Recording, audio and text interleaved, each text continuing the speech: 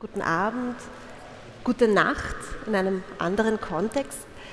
Mein Name ist Wea Kaiser, ich schreibe Bücher und habe jetzt diese große Ehre, die Ouvertüre zum Höhepunkt des heutigen Abends leisten zu dürfen.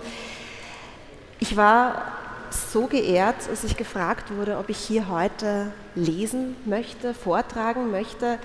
Ich habe mit dem Kunsthistorischen Museum eine lange Beziehung. Als ich nach Wien gekommen bin, war das Erste, was ich gemacht habe, mir eine Jahreskarte zu holen. Ich komme aus Niederösterreich, traditionell erzogen. Am Sonntag, am Vormittag hat man mich immer in die Kirche geschickt. Und als ich nach Wien gekommen bin, habe ich beschlossen, so, Kirche lassen wir jetzt, aber dafür, das Ritual muss gepflegt werden. Und dann bin ich immer am Sonntag um 10 in die Antikensammlung gegangen.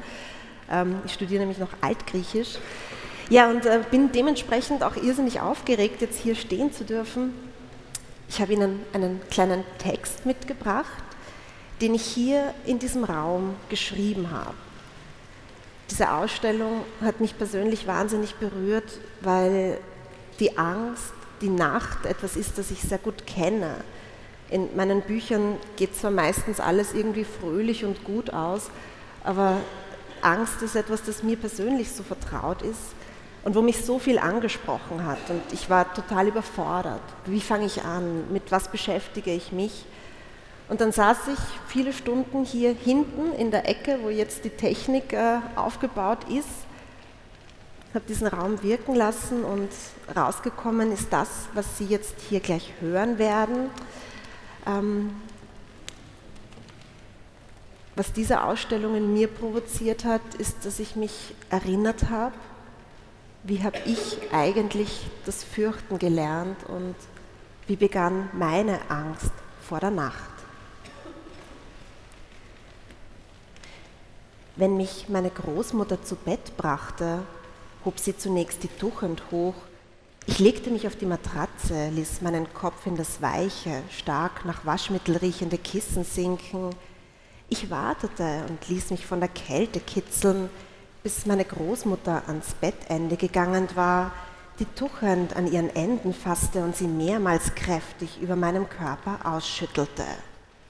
Ich kicherte, lachte und freute mich an den Windstößen, ehe sie die Decke langsam auf mich sinken ließ und die Ränder einstrickte, dass ich bedeckt war, als hätte sich warmer Schnee über mich gelegt. Meine Großmutter gab Acht, dass ich bis zur Nasenspitze bedeckt war, wie eine kleine Puppe in ihrem Kokon, von allen Seiten gegen die Nacht geschützt. Sie löschte das Licht, setzte sich an die Bettkante.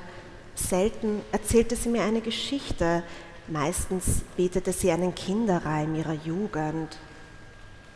In der langen, finsteren Nacht geb ein Engel auf mich Acht, schütze alle, die ich lieb, alles Böse mir vergib, dass kein böser Traum mich weckt und das Dunkle mich nicht schreckt. Märchen erzählte sie selten. Sie kannte nur solche, die nicht gut endeten. Die Kindergebete variierten, doch auch sie waren von einer gewissen Grausamkeit durchzogen, die meiner Großmutter nicht bewusst war. Und bevor sie aus dem Zimmer schlich, damit ich schliefe, gab sie mir einen Kuss auf die Stirn, drückte die Decke ein letztes Mal fest an mich und sagte: Und jetzt sei ein braves Kind und schlaf, sonst kommt der Hulliwuchs und holt dich. So begann ich die Nacht zu fürchten. Meine Großmutter hat mir bis zum heutigen Tag nicht erzählt, wer oder was dieser Hulliwuchs ist. Das musste sie auch gar nicht. Ich wusste, dass er da war. Ich wusste, er war schrecklich. Ich wusste, die Lider fest aneinander zu pressen und die Hoffnung zu hegen, am nächsten Morgen in meinem Bett aufzuwachen, war die einzige Chance, nicht von ihm geholt zu werden. Und fortan wurde ich süchtig nach Geschichten. Zu Hause, in meinem eigenen Bett, durften meine Eltern nie aufhören, mir Geschichten zu erzählen, denn sobald die Geschichte geendet hatte, wäre ich allein mit jenem Hulliwuchs, der sich nicht nur bei meiner Großmutter, sondern auch in meinem Zimmer zu verbergen wusste. Es hätte nichts geholfen, bei Licht nach ihm zu suchen. Er würde stets dort lauern, wo man ihn nicht vermutete, und würde ich nicht schlafen, käme er mich holen. Egal wie müde meine Eltern waren, wie erschöpft von einem langen Tag, sie mussten erzählen, bis ich eingeschlafen oder mit dem Geiste zumindest halb im Traum entrückt war, entschwunden aus dem dunklen Kinderzimmer, wo der Hulliwuchs nur darauf harrte, mit mir allein zu sein. Wovon die Geschichten handelten, die meine Eltern erzählten, war mir egal. Sie mussten weder rosig noch süßlich sein, düstere Geschichten voller Bestien waren mir sogar lieber. Kreaturen mit langen Zähnen oder spitzen Klauen, schwarzen Augen und pesteten Atem, Monster, die Königreiche vernichteten und mit Vorliebe Prinzessinnen verspeisten. Vor ihnen hatte ich keine Angst, denn ich kannte sie. Ich wusste, wie sie aussahen und wo sie lauerten. Den Hulliwuchs jedoch kannte ich nicht. In diesen Nächten lernte ich, was uns am meisten ängstigt, der unbekannte Schrecken. Die Bedrohung, die keine erkennbare Form oder Gestalt besitzt, die Gefahr, von der man, ohne zu sehen, wo genau sie sich versteckt, dennoch unzweifelhaft weiß, dass sie da ist. Damals war ich wohl im Kindergartenalter, konnte weder lesen noch schreiben und wusste wahrscheinlich nicht einmal, dass Bücher von Schriftstellern geschrieben werden, geschweige denn, was so ein Schriftsteller eigentlich ist. Und doch beschloss ich, eines Tages so etwas zu werden. Ich wollte durch das Schreiben von Geschichten dem Schrecken Form und Gestalt geben, denn was wir erkennen, was wir uns vorstellen können, das können wir verstehen. Davor müssen wir uns nicht ängstigen. Als ich auf jenem Stuhl in der Ecke zwischen Eingang und Katalogständer saß, blieb mein Blick an diesem Nachtlicht hängen. Dieses kleine Nachtlicht aus Bergkristall erinnerte mich an jene Nächte, in denen ich meine ersten eigenen Texte schrieb, meine Dämonen zu Papier zu bannen versuchte, um meinem Schrecken Gestalt zu verleihen. Ich war kaum 20 Jahre alt und im Geiste so jung, dass mir dieses Mädchen mit den langen schwarzen Haaren und einer Vorliebe für goldene Sneakers wie ein anderer Mensch erscheint. Ich hatte damals in einer Mischung aus Naivität und Flucht vor mir selbst das Studium literarisches Schreiben in einer deprimierenden deutschen Kleinstadt in der niedersächsischen Tiefebene begonnen. Ich war naiv genug zu glauben, dass man Schreiben lernen könne. Tagsüber studierte ich mit anderen jungen Menschen, die großteils in den Reihenhäusern anderer deprimierender deutscher Kleinstädte aufgewachsen waren, Texte aller Art. Nachts saß ich an dem Schreib- und Esstisch meiner 28 Quadratmeter Wohnung im ersten Stock eines Hauses an der einzigen stark befahrenen Straße jener deprimierenden Kleinstadt. Meine Wohnung war so niedrig, dass ich, wenn ich auf den Zehen stand, die Decke berühren konnte. Ich saß mit dem Rücken zum Raum, hatte das Papier so ausgerichtet, um beim Ausblicken aus dem Fenster zu sehen. Gegenüber der Wohnung befand sich eine Billigpizzeria, die nur von traurigen Menschen frequentiert wurde. Paare, die kein Wort miteinander sprachen, weil sie sich gestritten hatten und den einzigen Ausweg, wieder zueinander zu finden, darin sahen, sich eine Pizza zu teilen. Familien, die einander so wenig zu sagen hatten, dass sie es als verbindend empfanden, wenn jeder schweigend und langsam sein eigenes Stück Pizza kaute und es einander dann doch näher zu bringen schien, wenn sie Schnitten tauschten. Und unzählige einsame Seelen, die beschämt hineinhuschten, ihr Abendessen holten, mit einem Karton und einer Dose Cola in das vor dem Restaurant geparkte Auto sprangen und nach Hause eilten, als hätten sie ein Verbrechen begangen. Ich beobachtete sie alle.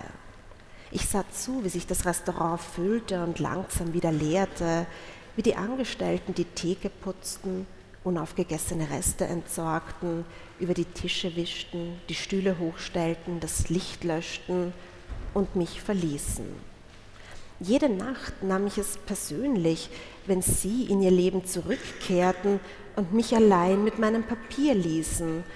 denn nun gab es da draußen nichts mehr, das mir Gesellschaft leistete, einzig die Nacht, gelegentlich unterbrochen vom vorbeirasenden Krankenwagen, der mit Martinshorn und Blaulicht in jenes Krankenhaus donnerte, an dessen Einfahrtsschneise meine Wohnung lag. Ich hatte das in Kauf genommen, da ich mir dadurch die Wohnung leisten konnte, und doch erschrak ich jedes Mal, spürte Beklemmung, wenn diese Alarmsignale der Gefahr, des Schrecklichen an meinem Fenster vorbeizogen. Der Roman, den ich in jenen Nächten schrieb, wurde glücklicherweise nie gedruckt, denn er war schlecht. Ich schrieb nicht um des Textes willen, ich schrieb, um nicht alleine zu sein, denn die Dunkelheit in jener Fremde kam mir noch viel dunkler vor als jene Dunkelheit voller gestaltloser Schrecken, die ich seit meiner Kindheit ohnehin schon fürchtete. Das verstand ich jedoch nicht. Ich redete mir stattdessen ein, alle Größenkünstler arbeiteten bei Nacht. Kafka schrieb meistens von 10 Uhr abends bis 1, 2, 3 in der Früh. Das Urteil verfertigte er in nur einer Nacht und notierte frühmorgens in sein Tagebuch: Nur so kann geschrieben werden, nur in einem solchen Zusammenhang mit solcher vollständigen Öffnung des Leibes und der Seele. George Sand schrieb jede Nacht ihres Erwachsenenlebens mindestens 20 Manuskriptseiten. Sie schlüpfte sogar aus dem Bett schlafender Liebhaber, um mitten in der Nacht einen neuen Roman zu beginnen. Friedrich Schiller, Marcel Proust, Flaubert, Samuel Johnson, von all ihnen wird berichtet, dass sie in der Stille der Nacht ihre Werke schufen. Dieses Nachtlicht aus Bergkristall erinnert uns jedoch daran, wie ungleich schwerer es ist, nachts zu schaffen, denn das Licht fehlt. Seit dem Mittelalter verwendeten Handwerker mit Wasser gefüllte Glaskugeln, um Licht zu sammeln und auf den Arbeitsplatz zu fokussieren. So konnte das Licht einer Kerze verstärkt oder Tageslicht ins Innere der Werkstatt gelenkt werden, um die Arbeit in lichtschwachen Stunden zu ermöglichen. Und dafür scheint auch dieses Nachtlicht geschaffen. Rund um seine Öffnungen sind auf der einen Seite der Strahlenkranz der Sonne graviert und auf der anderen die Mondsichel. Tag und Nacht, hell und dunkel, die Gegensätze vereint in einem Objekt. Jahrhundertelang kämpften Künstler, Handwerker, die Menschen darum, auch in der Nacht Licht zu haben. Dieses Problem mag heute vielleicht gelöst scheinen. Wir kämpfen ja eher darum, der Lichtverschmutzung Herr zu werden. Doch egal wie viel Lux Halogenlampen und Neonröhren in einem Raum erzeugen können, die Nacht bleibt die Nacht. Das merkte ich an jenen Nächten am Schreibtisch. Das Zimmer war zwar hell erleuchtet und ich dennoch umgeben von all den Ängsten, Schrecken und der Einsamkeit, die in der Nacht immer hervorkommen, egal was man dagegen tut. Der Mensch ist ein seltsames Wesen. Seit Anbeginn seiner Tage versucht er Mittel und Wege zu finden, um alles, für das ihn die Natur nicht vorsah, möglich zu machen. Wir haben keine Kiemen und durchqueren dennoch die Ozeane. Ohne Flügel durchqueren wir den Himmel. Der Mensch ist kein nachtaktives Wesen. Damit lernte er in vielerlei Form umzugehen, doch niemals erfand er das eine Gegenmittel, um dem entgegenzuwirken. In der Werbung werden uns täglich allerhand Produkte angepriesen, um uns gut durch den Tag zu bringen. Kaffee, gemahlen oder in Kapseln, wird in fast sexualisierter Art verherrlicht, um uns aufmerksam durch die wachen Stunden zu leiten, um so viel wie möglich aus den Stunden zwischen Frühstück und Abendessen herausholen zu können. Autos sollen uns über verschneite Bergstraßen entlang tiefstürzender Klippen, vorbei an hochaufragenden Hochhäusern oder durch die schmalen Pflasterstraßen eines mediterranen Dörfleins fahren. Unzählige Medikamente versprechen, trotz rinnender Nase, Heiserkeit oder Blähungen einen angenehmen Tag verleben zu können. Das Waschmittel möchte dabei unsere Kleidung zum Leuchten bringen, der Schokoladenriegel Spaß bescheren, obwohl man im Büro doch nur den Kopf gegen die Tischplatte schleudern möchte. Wir bekommen ständig Vorschläge, was uns durch den Tag bringen kann, doch was bringt uns durch die Nacht? Indem wir jetzt in diesem Moment hier stehen, beantworten wir uns diese Frage vielleicht selbst. Es ist die Kunst. Was für mich alle Objekte in diesem Raum verbindet, ist, dass sie jedes auf seine Art dem Schrecken Gestalt verleihen, ihn bändigen oder bekämpfen.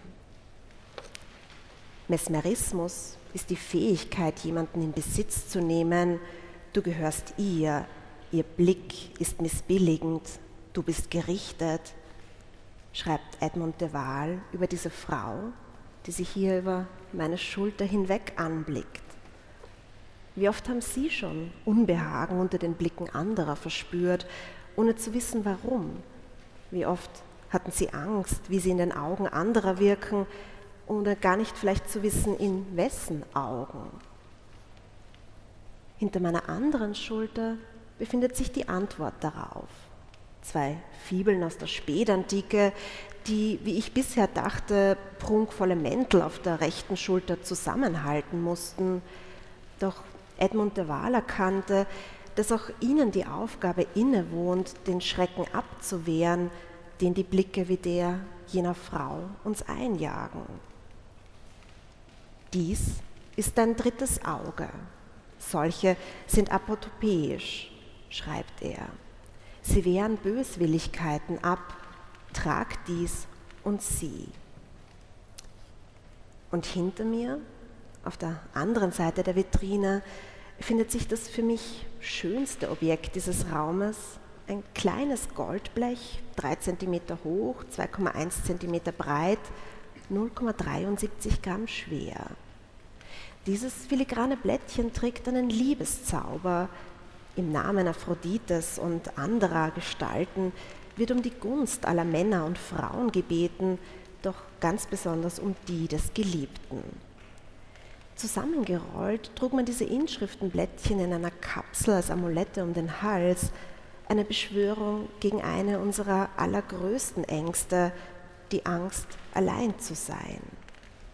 Wie oft haben Sie sich gewünscht, diesen einen Liebeszauber zu besitzen, den Menschen betören zu können, an den sie ihr Herz verloren, sich seiner Liebe für immer versichern zu können.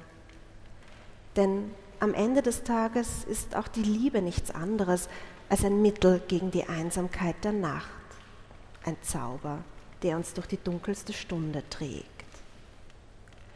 In all diesen Objekten sind Ängste gebannt.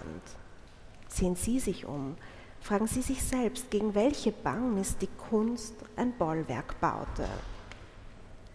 Die Kunst vermag so vieles, doch an diesem Abend vermag sie für mich vor allem, dem Schrecken Gestalt zu verleihen, ein Mittel gegen ihn zu erfinden. Wenn wir uns umsehen, brauchen wir keine Angst haben, denn in diesem Raum bringt uns alles durch die Nacht. Und ich wünsche Ihnen jetzt noch eine gute Nacht und einen wunderschönen restlichen Abend beim Höhepunkt bei Edmund de Waal. Dankeschön.